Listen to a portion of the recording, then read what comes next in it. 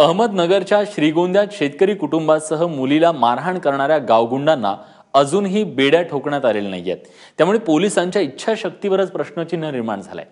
21 जून रोजी सुनील बोनगे या गावगुंडानं पीडित तरुणीच्या घरी जाऊन तिला मारहाण केली, शिवाय अश्लील शिवीगाळ करून तिचा विनयभंगही केला।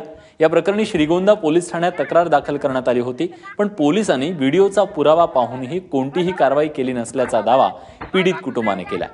एबीपी माझानं ही बातमी प्रसारित केल्यानंतर आरोपी सुनील बोनगेसह चौघांवर विनयभंग, अॅट्रॉसिटी आणि बाललैंगिक अत्याचार प्रकरणी गुन्हे दाखल केलेले।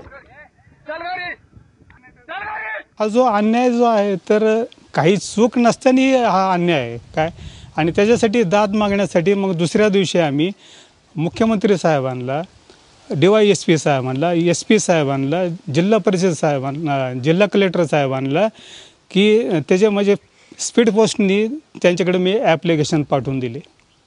त्याच्यानंतर आजपर्यंत कुठल्याही प्रकारचं पोलिसांनी दखल घेतलेली नाही आहे। तिसऱ्या दिवशी आम्ही कर्जतला जाऊन मुंडे साहेबांची प्रत्यक्षात भेट घेतली, त्यांना घटनेची कल्पना दिली, गांभीर्य समजावं म्हणून आम्ही तिथं गेलो, पण साहेबांनी आमचं ऐकलं।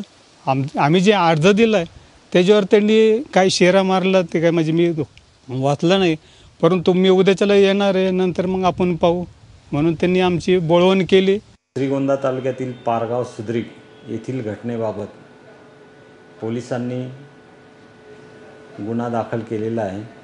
त्यामध्ये पोक्सो प्लस ॲट्रॉसिटी ॲक्ट हे पण ॲड केलेलं आहे आणि आरोपींचा शोध घेण्यासाठी खास पथकाची स्थापना केलेली आहे आणि त्यांना लवकरात लवकर अटक करू अशी मी अहमदनगर पोलिसांतर्फे ग्वाही देत आहे। त्यांचा शोध घेण्याचं काम चालू आहे आणि योग्य तो बंदोबस्त तिथं गावामध्ये ठेवण्यात आलेला आहे।